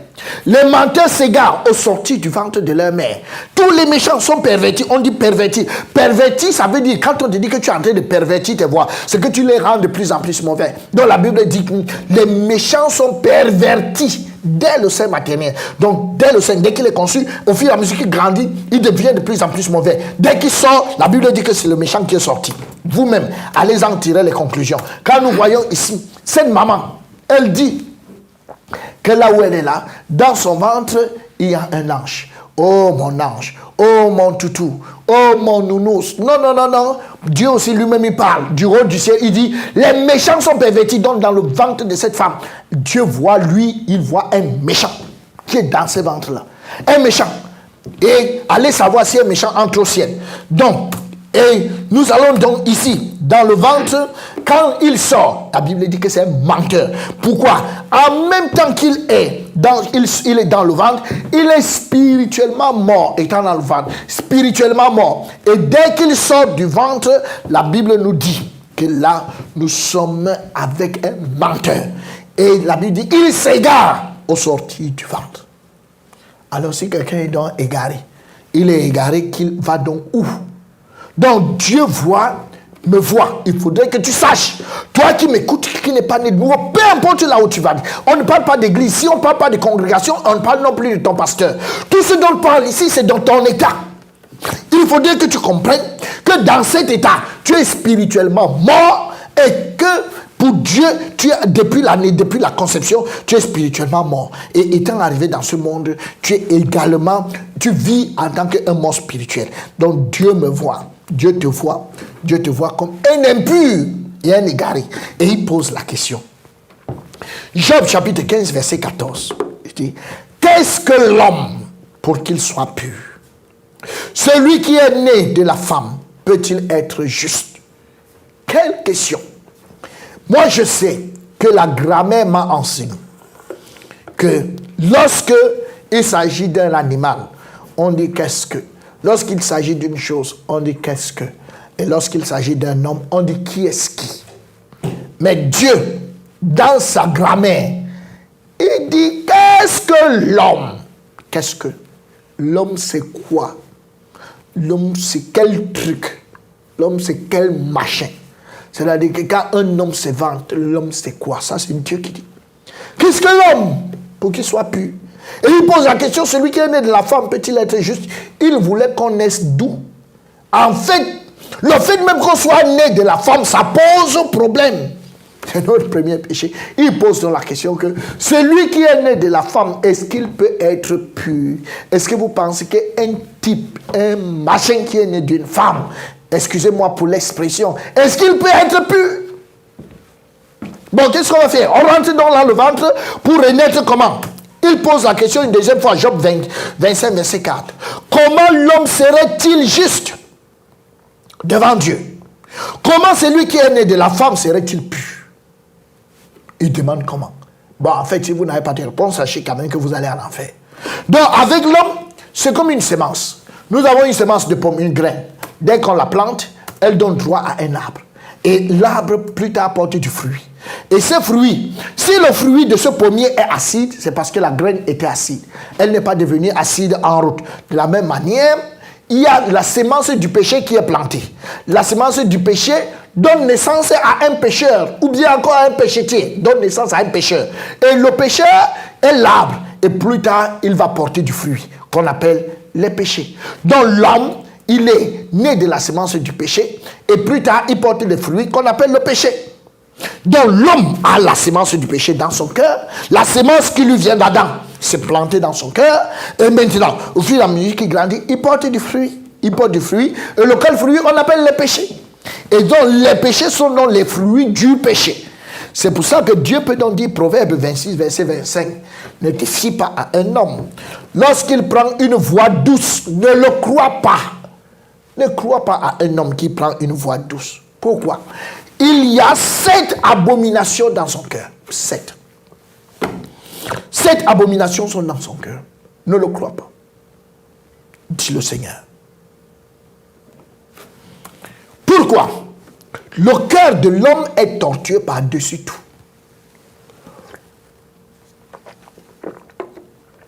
Le cœur de l'homme est tortueux par-dessus tout. Et il est méchant. Qui peut le connaître? La Bible dit, même toi-même qui m'écoutes, tu ne connais pas ton cœur. Tu ne connais pas de quoi tu es capable là où tu es assis. C'est la raison pour laquelle parfois, les hommes sont étonnés de ce qu'eux-mêmes ils font. Et ils se posent la question, c'est moi qui ai fait ça? Et parfois, il y a plusieurs fois où on a juré que non, je ne ferai jamais ça. Non, non, non, non, je ne ferai jamais ça. Ça là, je ne peux jamais faire ça. Ça, je ne peux jamais faire ça. On a juré, on a juré, on a juré. Mais malheureusement, à certains moments, on a bien fini par le faire. Là, c'est la preuve qu'on ne connaît pas notre cœur. Et celui qui connaît notre cœur, c'est lui qui est capable de nous dire ce qu'il y a dans le cœur. Et voilà ce que le propriétaire du cœur dit. Il dit, dans Genèse 8, verset 21, l'Éternel sentit une odeur agréable. Et l'Éternel dit en son cœur, je ne maudirai plus la terre à cause de l'homme. Pourquoi? Parce que les pensées du cœur de l'homme sont mauvaises dès sa jeunesse. Il ne va plus maudire la terre, c'est pas parce que l'homme est devenu bon. Non, il a dit qu'il ne maudit plus la terre parce qu'il a décidé. Mais pour l'homme, s'il continue, il va finir avec l'homme. Tous les hommes vont mourir parce que leurs pensées sont mauvaises de leur jeunesse. Et je ne frapperai plus tout ce qui est vivant, comme je l'ai fait. Il dit dans Ecclésiaste 9, verset 3, ceci est un mal parmi tout ce qui se fait sous le soleil. C'est qu'il y a pour tous un même sort. Aussi le cœur des fils de l'homme. le cœur des fils de l'homme est-il plein de méchanceté. Et la folie est dans leur cœur. Est dans leur cœur pendant leur vie. La folie est dans leur cœur pendant leur vie. Après quoi, ils vont chez les morts. Car qui est accepté? La question aujourd'hui, c'est qui est accepté. Alors, Dieu voit donc tous les péchés qui sont dans mon cœur. Il voit tous les péchés qui sont dans mon cœur. Et quels sont donc les péchés qu'il voit dans mon cœur? Pourquoi? En accord avec 1 Samuel chapitre 16, verset 7, la Bible dit, l'Éternel le considère parce que l'homme considère. L'homme regarde à ce qui frappe les yeux, mais l'Éternel regarde au cœur. L'Éternel regarde seulement au cœur. Il regarde au cœur. Quand Dieu te regarde, ses yeux traversent la chair et voient ton cœur. Allez ici comprendre, quand on parle de cœur, ce n'est pas le cœur qui fait pom pom pom pom pom. Non, le cœur, Dieu regarde à ta conscience. Dieu regarde à l'intérieur, à ta conscience, à ton âme. Il regarde au cœur. L'Éternel regarde au cœur, à la conscience qui est à l'intérieur. Et Jérémie 17 dit, moi l'Éternel, je prouve le cœur, je sonde les reins, pour rendre à chacun selon ses voies, selon le fruit de ses œuvres. Oui, il sonde les cœurs.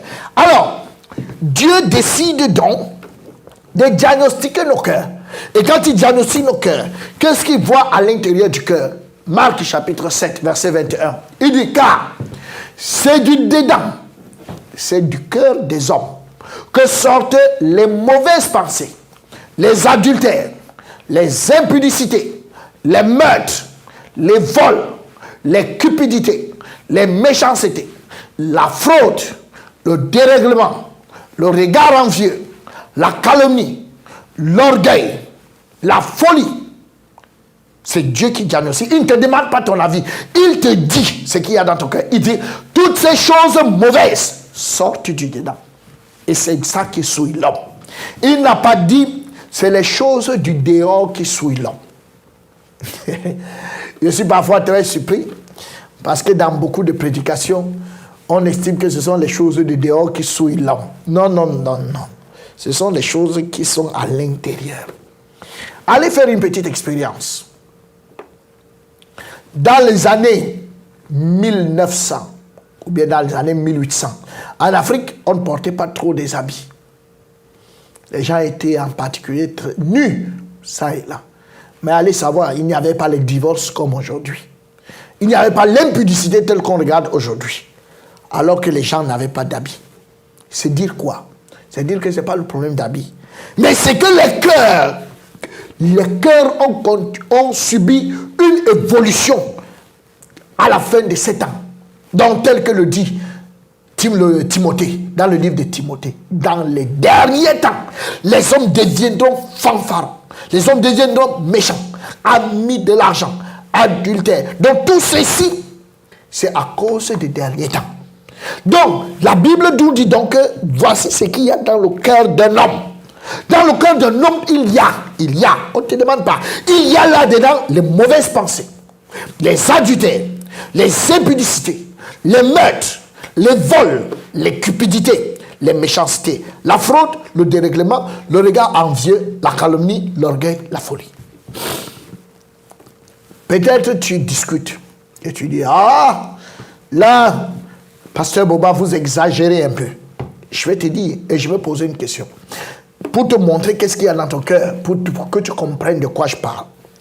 Si maintenant je te posais la question, est-ce que tu peux tuer? Certainement tu vas me dire non, tu ne peux pas tuer.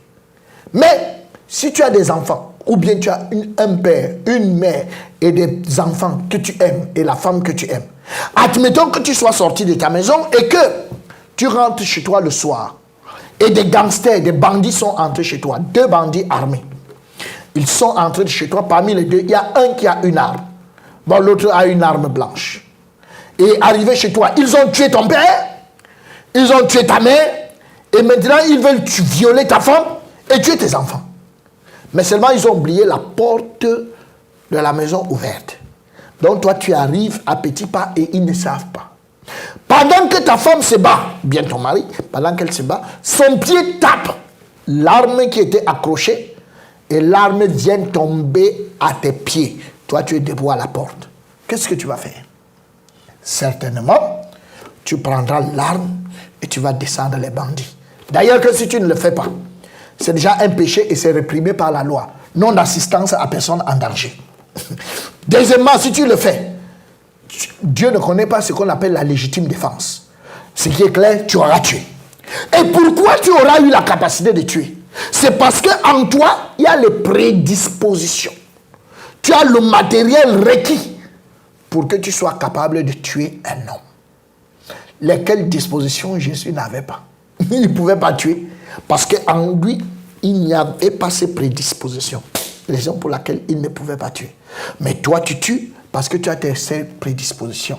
Alors, pour beaucoup de gens aujourd'hui, quand on part faire les funérailles ou le deuil, on arrive là, on lui fait une litanie de bonnes choses. On dit, oh, cet homme était bon. Cet homme était bien. Il ne pouvait même pas tuer une mouche. Laissez-moi vous dire, ça c'est devant les hommes. En fait, si tu vis dans ce monde sans tuer, c'est parce que Dieu t'a évité d'être dans des situations où tu pouvais tuer. Pourquoi? Si tu te retrouvais dans des situations où il fallait tuer, tu pourrais tuer. Donc ça, Dieu ne juge pas ce que tu fais ou tu ne fais pas, mais Dieu te juge pour ce que tu es capable de faire. Et il connaît tout ce que tu es capable de faire. Et c'est pour ça qu'il te juge et qu'il t'enverra en enfer. Donc quand on présente ton cœur, comme on présente cet enfant, Dieu ne regarde pas l'enfant, mais Dieu regarde, il zoome le cœur. Et quand il regarde dans le cœur, il peut donc voir tous les fruits qui sont dans le cœur de cet enfant. Cet enfant donc a toutes les prédispositions. Donc, tous ces péchés sont enfouis dans son cœur. Maintenant, quand il va naître, ça dépend du lieu où il va vivre. Là, quand il va vivre, suivant tel lieu ou tel autre lieu, il y aura donc des péchés qui seront plus manifestes et d'autres qui seront récessifs. Récessifs, ça veut dire qu'ils sont là, mais ils ne se voient pas. Et d'autres qui seront plus manifestes. Donc, s'il vit à la présidence, il est fils d'un président, il pourrait y avoir l'orgueil qui va mieux se manifester, l'impudicité peut-être, mais il n'y aura pas trop des choses comme les petits vols et tout et tout. Non. Mais s'il vit dans un quartier réputé dangereux, meurtre et tout seront propices. Donc pour Dieu, ça ne dépend pas du quartier où tu as vécu, ou de ce que tu fais, ou que tu sois bien éduqué ou pas, mais Dieu pour lui, c'est qu'il regarde sur le cœur. Et c'est en regardant le cœur que tous les hommes sont égaux devant lui. Vous savez, l'homme a cette attitude, l'homme a cette prédisposition. Cette prédisposition a toujours fait la différence, à voir que tel est mieux que l'autre. Non, pour Dieu, ce qui fait la différence entre deux hommes, c'est s'il est né de nouveau ou pas. Mais en dehors de ça, si vous n'êtes pas né de nouveau, pour Dieu, c'est la même chose. Même pipe, même tabac. Il voit la même quantité de péchés. C'est nous qui regardons à l'apparence extérieure. On dit, celle-là, c'est une prostituée. Elle aime trop ceci, elle aime trop. Non, pour Dieu, mais Dieu est focalisé sur le cœur. Et en plus de ça, ce même bébé est spirituellement mort. Étant donc spirituellement mort, nous avons ici un papa. Ce papa, il a 60 ans. Et ayant 60 ans aujourd'hui, que Dieu également zoome son cœur. Quand il zoome son cœur, il voit à l'intérieur tous ses péchés. Tous ces péchés sont à l'intérieur de son cœur. Parce que vous tous qui m'écoutez aujourd'hui, vous êtes des anciens bébés. Et en tant qu'un ancien bébé, voilà le cœur. Et à cause de ce cœur, qui est donc plein de péchés, ici se trouve la sémence du péché. Ici, c'est l'usine. C'est ici que tous les péchés prennent leur source, dans le cœur. Étant donc à ce niveau, chaque jour, ce monsieur ayant 60 ans, depuis le jour où il a été conçu, jusqu'à hier, il a continué de commettre des péchés. Donc, il commet des péchés, il commet des péchés, il commet des péchés. Et maintenant, tous ces péchés qu'il a commis, Parce que toute sa vie, il va commettre le péché. Mais tous les péchés qu'il a commis, depuis le moment où il a été conçu, avec la semence du péché, il a commis des péchés qu'on appelle des fruits. Tous ces péchés qu'il a commis jusqu'à hier, tous ces péchés, on peut les appeler les péchés passés.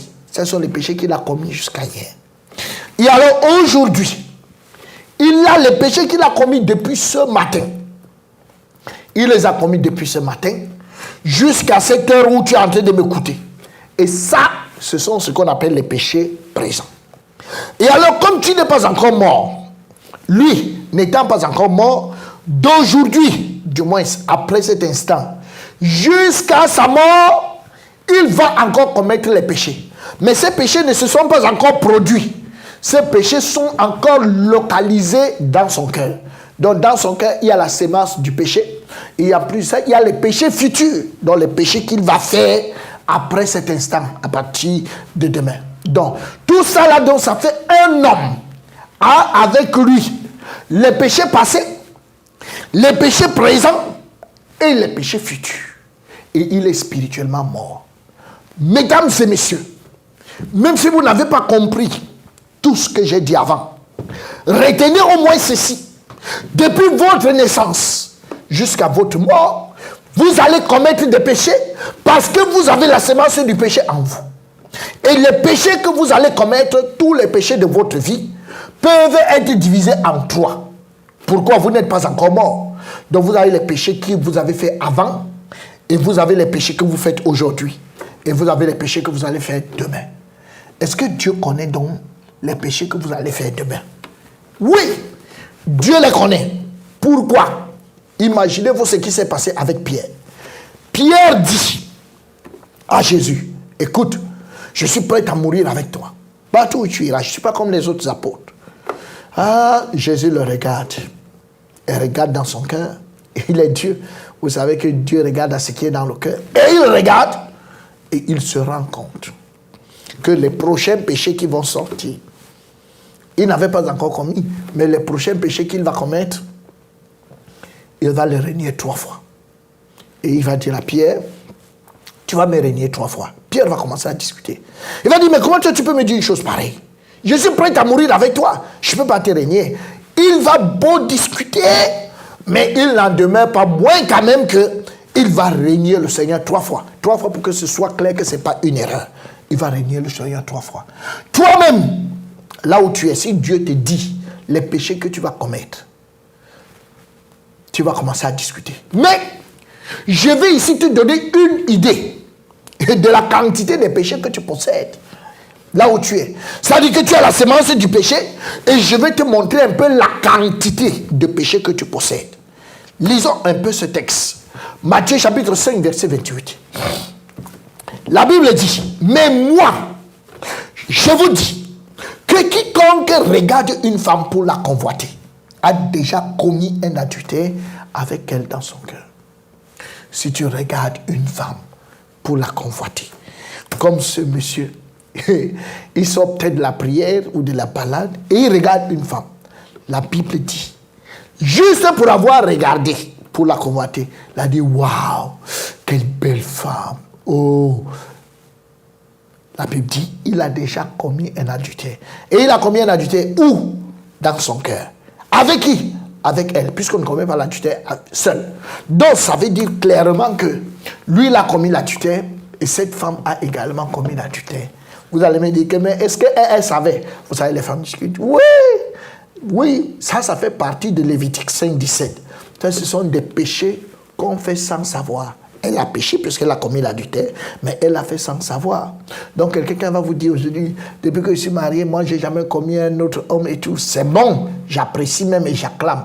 Mais ça c'est devant les hommes. Mais devant Dieu, chaque fois qu'un homme vous a regardé, vous avez commis l'adultère avec lui dans votre cœur. Et vous, en tant qu'un homme, quand vous-même vous apprêtez, vous vous centrez très bien, c'est pour qu'on vous regarde et qu'on vous apprécie. Quand on vous regarde aussi, quand une femme vous regarde, elle a commis l'adultère avec vous. Est-ce que vous le savez? Non. Mais c'est ça, les anges le savent. Elle a commis l'adultère avec vous dans son cœur. Regardons un peu cette vidéo pour voir jusqu'à quel niveau quelqu'un peut commettre l'adultère. Combien d'adultères une femme peut commettre par jour? Combien d'adultères un homme peut commettre par jour? 거리에 예쁜 여자 한 명을 내보냈습니다.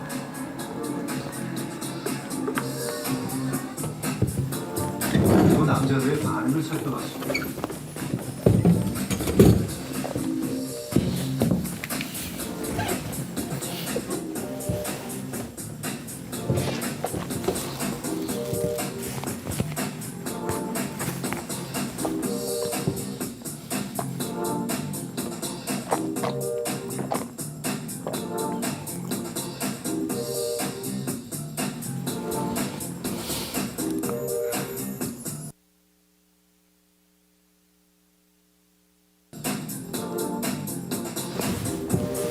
아니나 다를까 대부분의 남자들이 한 번쯤은 고개를 돌립니다.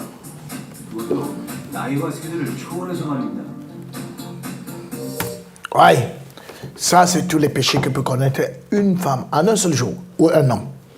Matthieu 5 verset 22 nous dit, mais moi je vous dis que quiconque se met en colère contre son frère mérite d'être puni par les juges. En colère. Que celui qui dira à son frère Raka mérite d'être puni par le Sanhédrin. Et que celui qui dira à son frère insensé, ou bien fou, ou bien mouf, ou bien imbécile, mérite d'être puni par le feu de la chair. Et maintenant, je voudrais poser la question. Combien de fois as-tu dit mouf, imbécile, salaud à quelqu'un? Combien de fois depuis que tu vis? Combien de fois? Combien de fois même tu ne l'as pas dit, mais tu l'as dit dans ton cœur? Parce que Dieu considère même les mauvaises pensées. Même des actes comme celui-ci quand tu étais tout petit. Tout jeune, combien de fois as-tu dit mouf dans les jeux d'enfants? Tout ça là, c'est répertorié devant le Seigneur. Il voit tout ça. Et on peut donc se rendre compte qu'il n'y a pas moyen de se cacher. Pourquoi? Même si on se couvre, on porte des beaux habits, on a un bon travail, on se cache sur une veste, Dieu voit tous nos péchés. Il voit notre cœur. Et notre cœur est devant lui. Même si on se cache dans la charité, la serviabilité, on rend service à gauche et à droite, Dieu nous regarde. Il regarde à notre cœur. Et quand il regarde à notre cœur, avec lui, ça ne marche pas. Ça ne peut pas donner. On peut même être un gros prieur. On prie un intercesseur. Toute la nuit. Pour ce qui concerne Dieu, ce cœur ne peut pas entrer au ciel.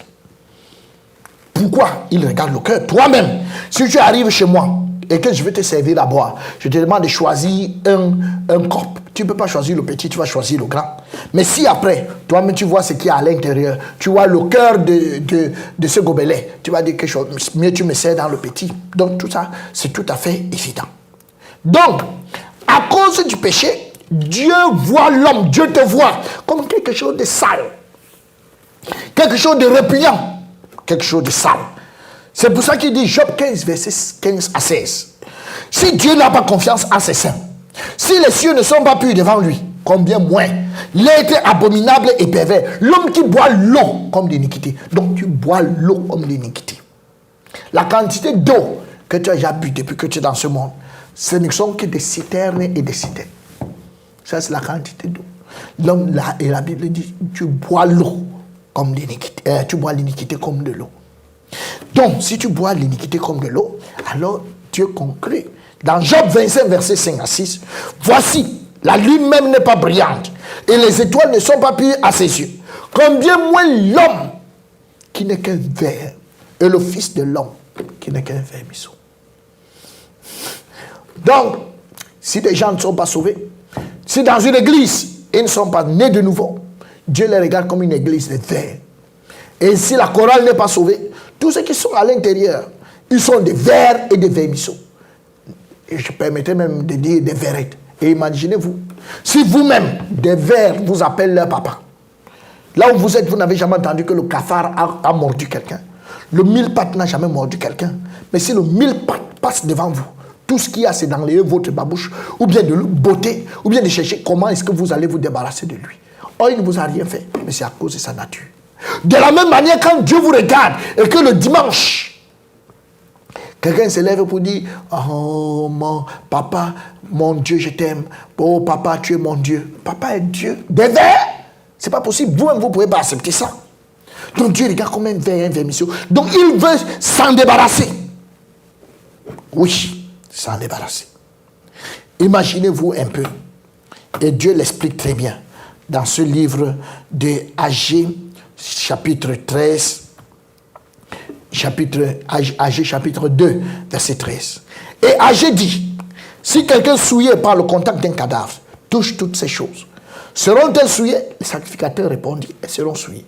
Donc dans l'Ancien Testament, si un homme touche à un cadavre, après avoir touché à un cadavre, la Bible dit, s'il touche à toute autre chose, est-ce que toutes les autres choses seront souillées? Le sacrificateur a répondu oui. Et il a conclu dans verset 14, Dieu dit, alors Agé reprenant la parole, il dit, tel est ce peuple, telle est cette nation devant moi, dit l'Éternel. Telles sont toutes les œuvres de leurs mains. Ce qu'il m'offre là est souillé. On peut bien se poser la question, mais est-ce que tout le peuple avait-il touché un cadavre? Est-ce que tout le peuple avait touché, toute la nation avait touché un cadavre? Puisqu'on dit que tout ce qu'ils offrent là, tout ce qu'ils offrent est souillé.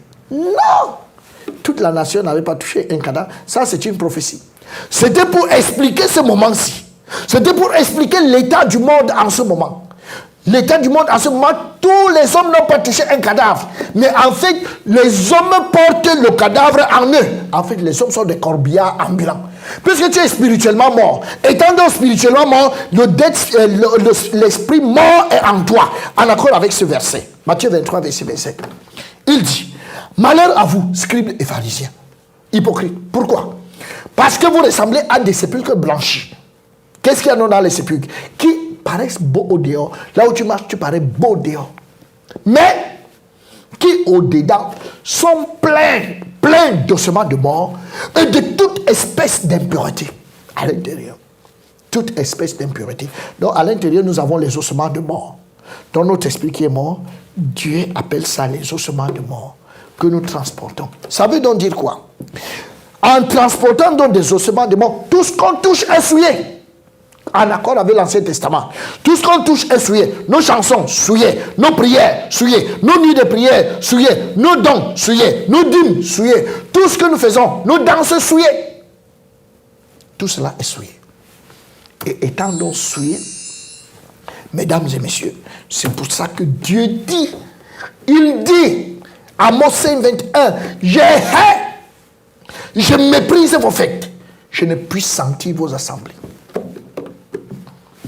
Oui, il dit, éloignez de moi le bruit de vos cantiques, éloignez-moi du bruit de vos luttes.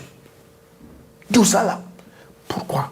Étant spirituellement mort, Dieu te hait. Imaginez-vous quand quelqu'un vous hait et qu'il vous dise bonjour, vous jetez votre face de l'autre côté.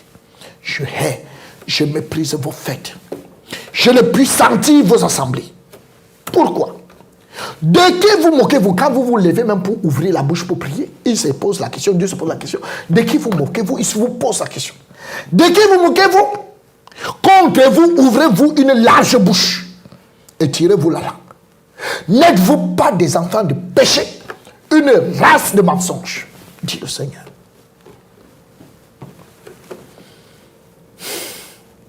Dieu pose la question. De qui vous moquez-vous?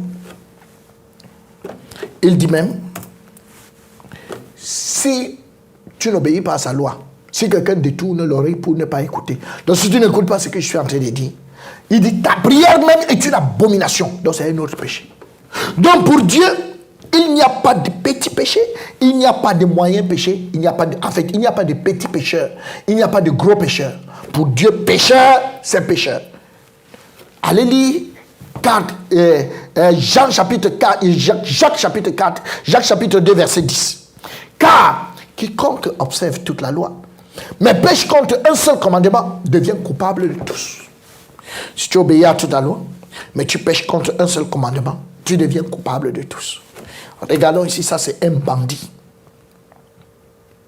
Un bandit de grand chemin. Il a passé toute sa vie à être criminel. Il a tué et tout. Ça c'est toute sa vie. S'il meurt, il va où? Il va en enfer. Sans autre forme de procès. De même, nous avons ici un homme normal qui a mené une vie normale. Il a fait 10 péchés. S'il meurt lui-même, il va où? Il va en enfer. Mais quand vous regardez la vie de cet homme normal et la vie du criminel, sa vie est mieux. Devant les hommes, on aurait dit, mais celui-ci est bien, mais celui-là c'est un criminel. La mère des criminels va dire chaque fois, pourquoi toi tu es criminel, pourquoi tu ne regardes pas normal et être comme lui? Ça c'est les hommes. Mais Dieu, pour Dieu ils sont des mêmes. Et voilà même alors, ça c'est un pasteur, c'est un prêtre. Et lui, il n'a que commis un seul péché. En accord avec un autre verset. Quiconque obéit à toute la loi, mais pêche contre un seul commandement, devient coupable de tous. Donc une fois que tu as commis un péché, colère, insulter quelqu'un, tu as fait tout le reste des péchés en même temps. Et si tu meurs, tu vas en enfer. Donc, tous ces hommes, pour Dieu, ils sont des mêmes. Et je m'avais te posé la question. Et toi alors, si tu meurs, tu vas où? Il faut bel et bien que tu répondes à cette question. Et là où tu es, tu ne peux pas changer ton état par toi-même. Jérémie 13, verset 23 dit, un Éthiopien peut-il changer sa peau et un léopard ses taches?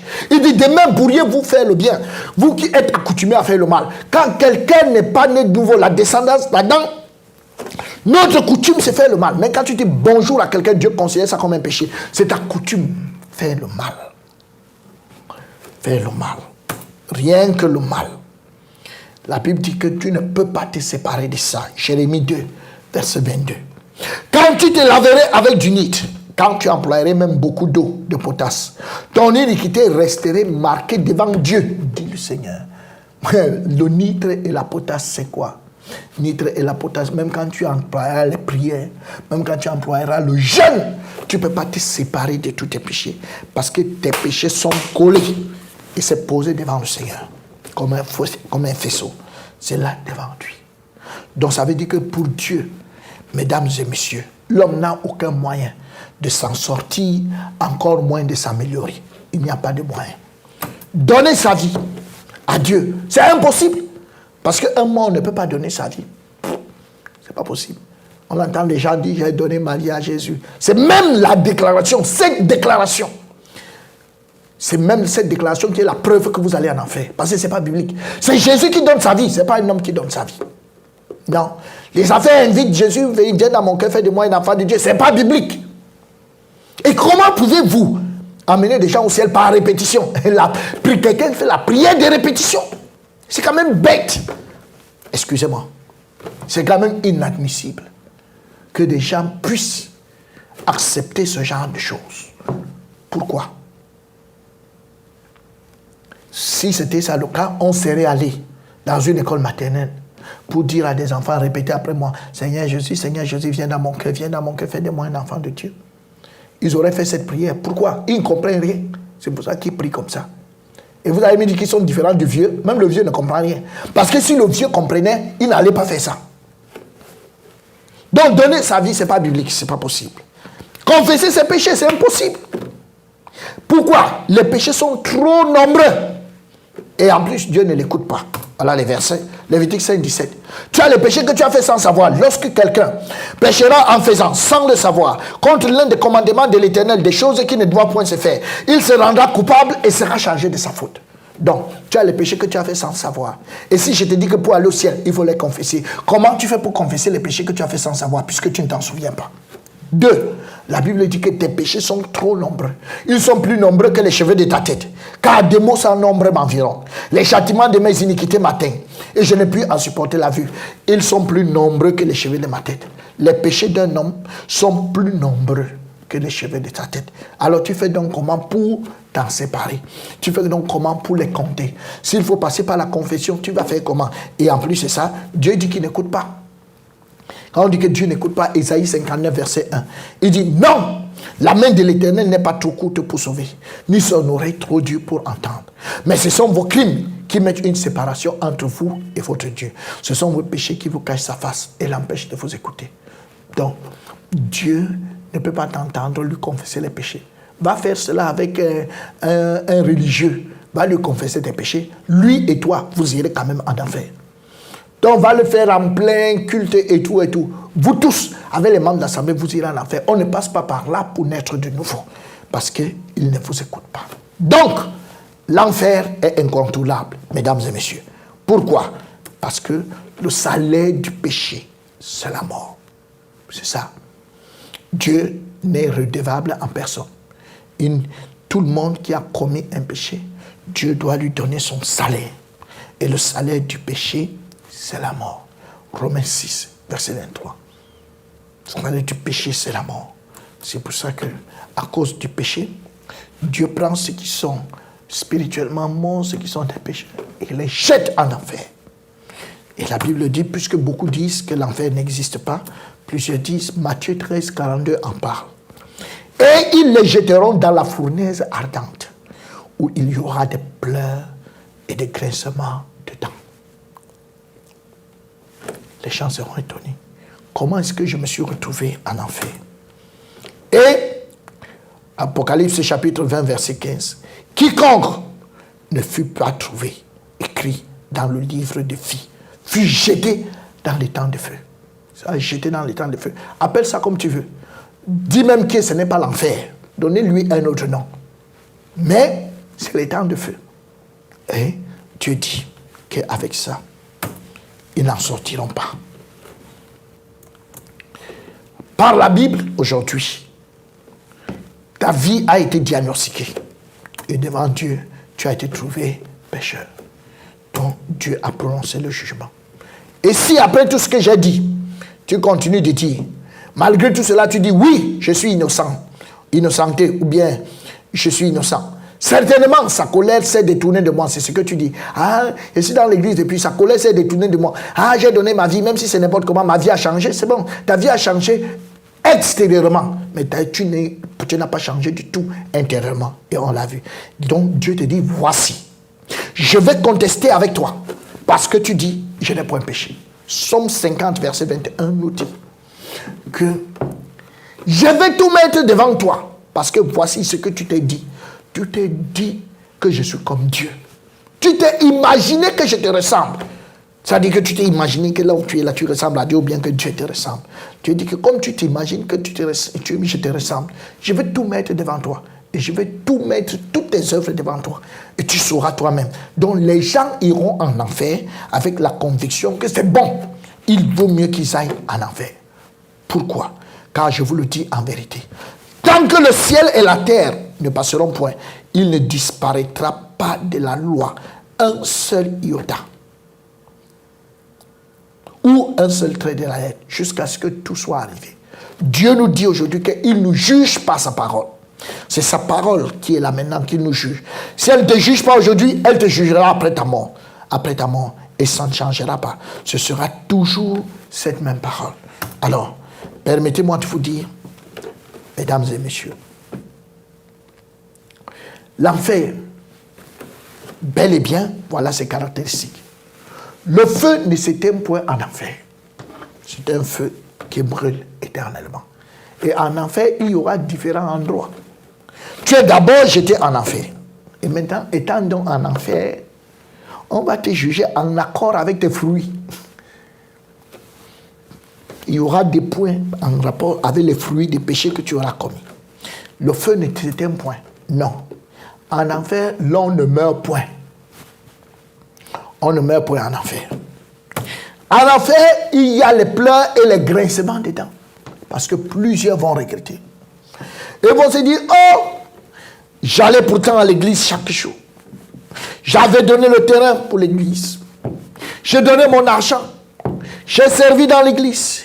Je me suis occupé de tel. Je me suis occupé des pasteurs. Je me suis occupé des hommes de Dieu. J'ai donné tout ce que j'avais dans l'église. Je suis même ruiné aujourd'hui à cause de l'église. J'ai tout fait dans l'église. Oui, tu as tout fait dans l'église. Merci. Mais pour Dieu, comme tu l'as fait, étant non né de nouveau, Dieu dit que tout ce que tu touches est souillé. Donc tout ce que tu as donné là, c'était quasiment inutile. Quasiment. Le Seigneur dit, en enfer, il n'y a pas de repos. Il n'y aura pas de repos en enfer. Que oui, aujourd'hui, attendons un peu. Ça va, c'est bon, il faut te reposer. Non, il n'y a pas de repos en enfer, mesdames et messieurs. Il vaut mieux ne pas y aller. L'enfer n'est pas un lieu conseillable. Et même dans nos jargons habituels, quand quelqu'un vous dit que c'était l'enfer, ça veut dire que c'était trop grave. Donc, l'enfer ne peut pas être conseillable. La Bible dit là où on ne peut rencontrer les membres de sa famille. et il n'y a pas une réunion de famille pour essayer de s'encourager mutuellement, pour essayer de se soutenir, pour essayer de se dire, ah, c'est vraiment trop dangereux.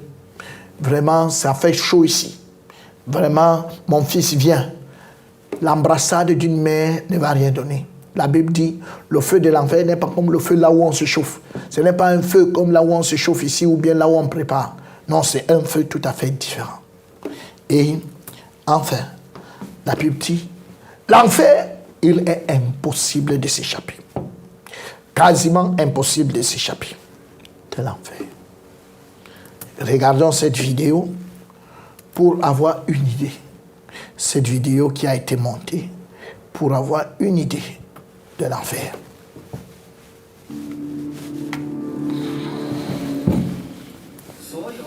죽음 후에는 모든 사람이 하나님의 보좌 앞과 전사 앞에서 심판을 받으리라. 在神的大宝座前接受审判。每一个人都按照他们过去的行为。 내가 살았노니 모든 무릎이 내게 꿇을 것이요 모든 혀가 하나님께 자백하리라. 因此，你不能用钱财赎回你自己。至于那些胆儿小、 두려워하는 자들과 믿지 않는 자들과 흉악한 자들과 살인자들과 음란한 자들과 귀신 우상숭배 자들과 모든 거짓말하는 자들은 불과 유황으로 타는 못에 던지우니 이것은 둘째 사망 곧 불못이라. 누구든지 생명책에 기록되지 못하는 자들은 불못에 던지우리라. 就是地狱。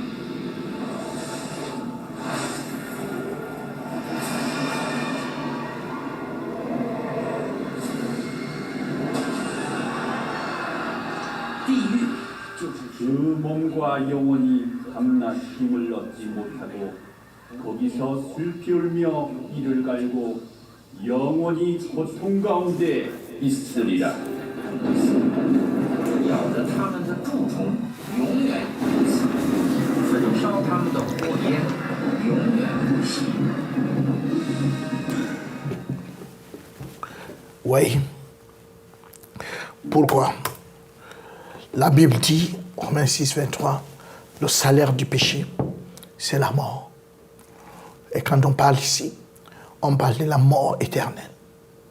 Il vaudrait mieux ne pas y arriver. Il vaudrait mieux ne pas passer par là. C'est pour ça qu'il faut bien qu'on soit clair aujourd'hui. Le problème se résume en une seule chose. Tu as les péchés passés, tu as les péchés présents, tu as les péchés futurs. Appelons-les tous les fruits du péché. Tu as tous ces péchés qui sont plus nombreux que les cheveux de ta tête, que tu ne peux pas compter et que tu ne les connais même pas tous parce que tu les as commis depuis la conception jusqu'aujourd'hui et tu vas continuer de les commettre jusqu'à ta mort. Tous ces péchés sont ta propriété. Et en plus de ça, tu es mort spirituellement.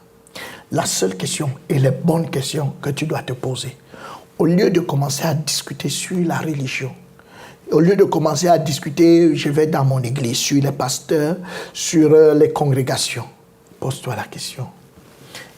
Comment est-ce que j'ai fait pour enlever tous mes péchés? Proverbe 20, verset 9, tu vas le lire. Qui dira, je suis pur de mon péché? J'ai purifié mon cœur de tous mes péchés. Qui dira? Si tu dis, tu l'as fait comment? En fait, si tu ne peux pas savoir comment tu l'as fait, ça veut donc dire qu'il faut être honnête. Jusqu'à présent, tu es en route pour l'enfer. Quelle que soit l'église que tu participes, quelle que soit l'église que tu fréquentes, quel que soit le temps que tu as mis, même si ça fait 40 ans, même si ça fait 50 ans. J'ai été parfois étonné. Vous parlez à quelqu'un de son état de péché, il vous dit que ça fait 50 ans qu'il lit la Bible et qu'il est pasteur. Dieu n'en a que foutre avec tout ça. l'enfer ne respecte ni les titres. Vous soyez apôtre, évêque, archevêque, Dieu n'en a que foutre. Que votre église soit grande et que vous soyez le leader, Dieu n'en a que foutre avec tout ça. Tout ce que Dieu veut. S'il voit un péché dans votre vie, si vous vous pointez devant lui, vous avez un péché dans votre vie, il a dit le salaire du péché. Il prend ce péché, il jette en enfer. Donc ce péché vous entraîne en enfer. C'est aussi sérieux, comme vous pouvez le comprendre. Un péché, il vous envoie en enfer. Mesdames et messieurs, j'en appelle à notre honnêteté personnelle pour regarder ces paroles avec acuité. D'ailleurs, que votre esprit, votre conscience vous rend témoignage. La crainte, ce n'est pas dans l'amour, mais l'amour parfait bannit la crainte. Car la crainte suppose un châtiment. Et celui qui craint n'est pas parfait dans l'amour. Si après m'avoir écouté, votre cœur bat, ou vous vous sentez énervé vis-à-vis de moi, ou énervé vis-à-vis de quelqu'un, c'est la preuve même que vous allez en enfer, puisque je ne serai pas moi qui vous parle, je ne vous ai lu que les versets bibliques. Alors si vous êtes énervé contre moi, si vous vous sentez énervé contre moi, ça veut dire que vous n'êtes pas en paix. Parce que si vous étiez en paix, et si vous approuviez la parole de Dieu, vous me donneriez votre main d'association. Mais si vous êtes énervé, et généralement, c'est ceux qui se disent serviteurs de Dieu qui sont énervés. Donc si vous êtes énervé, c'est même la preuve que vous allez en enfer. Si votre cœur bat, c'est encore la preuve que vous allez en enfer. Si vous sentez mal à l'aise, c'est la preuve que vous allez en enfer. Tout ça là, votre cœur, votre corps est en train de vous témoigner en ce moment, là où vous allez finir. C'est pas moi, mais c'est la parole. Parce que ici, c'est la vraie parole de Dieu. Alors, si tel est le cas, mesdames et messieurs, je vous invite à assister à notre dernière session. Allez écouter notre dernière session. Et nous verrons ce que Dieu peut faire.